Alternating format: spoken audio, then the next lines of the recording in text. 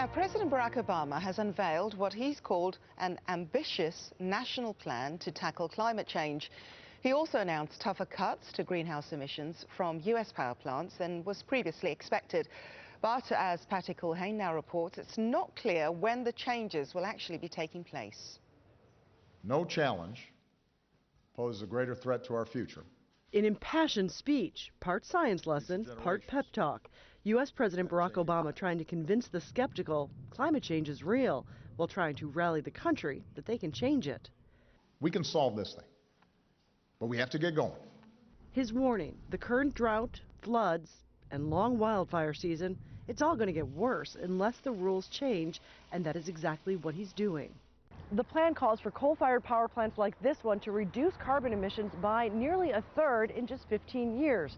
Critics say that'll mean many more plants will be like this one, shut down. Republicans say there'll be negative consequences for the economy. They threaten to ship good middle-class jobs overseas. They're likely to make it harder to maintain reliable sources of energy to meet demand.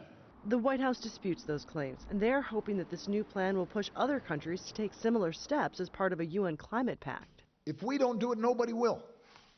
The only reason that China is now looking at getting serious about its emissions because they saw that we were going to do it too. When the world faces its toughest challenges, America leads the way forward. That's what this plan is about. But experts say it could take years before the new rules are actually implemented, if at all. There's some people who believe that another Supreme Court case is in the offing here because there are fundamental disagreements about the way that the underlying law was written that may need to get tested at sort of, the highest level of the court system. Most cases take 4 to 5 years to reach the Supreme Court. Thank you, everybody. God bless you. Meaning if the president sees this as a key part of his legacy, he likely won't know if it is until long after he's out of office. Patty Culhane, Al Jazeera, Washington. Well, Evan Weber is the co-founder of the U.S. Climate Plan, an environmental campaign group, and he joins me now from Washington, D.C. Lovely to have you with us, Mr. Weber. Let's just go through part of this plan, because really, if we get down to it, this is a continuation of a plan that was put in place, or an amendment to the climate plan that was put in place back in the 1970s, isn't it? There's nothing new really about this. Yes, this is really just the president's and the administration's legal mandate, really, to regulate carbon dioxide and greenhouse gas emissions under the Clean Air Act, which was passed back in the 1970s. Carbon dioxide was ruled as a pollutant under the Clean Air Act back in 2007 by the Supreme Court, and since then it's been the administration's duty to put forward these rules. So if it's the administration's duty to see these rules through, to see the promise through, why is it that it's likely that Republicans will stand against Mr. Obama?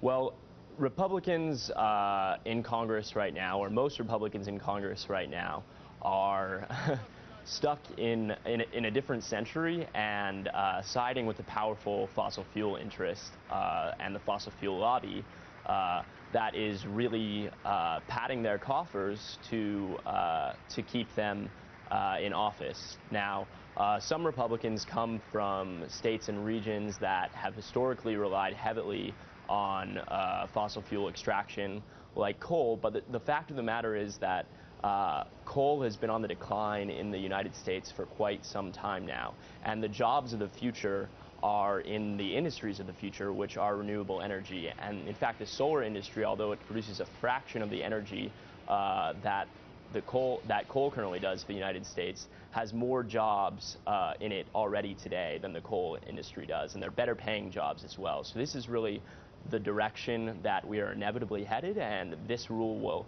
will help us get in that direction. Okay, so how do you convince the naysayers, the people who are saying that we're going to lose too many jobs, who are describing this as a war on coal, how do you convince them to go about thinking in this long-term way and look after the future? Because there are many people who are against this. I mean, you, I believe, think that Mr. Obama's policies don't actually go far enough.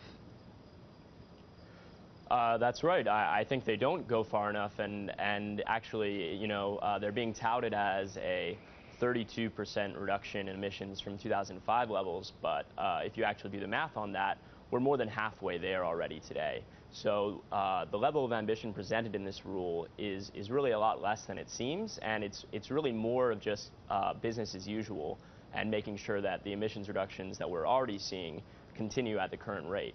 But the truth of the matter is that we should be clear, we should be having a war on coal. Coal is a dirty and dangerous power source. Now, what we shouldn't be doing is having a war on coal workers and coal communities who need to join us in this transition.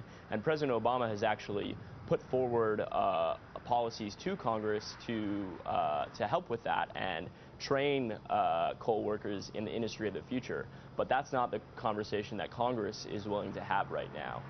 The conversation that we really need to be having as a country isn't whether climate change is occurring or whether coal, oil, and gas are contributing to it. It's what are the policies that are going to bring us forward into the future in a way that benefits all of us. Okay. Evan Webber, thank you very much for joining us. Amnesty International says it's found evidence that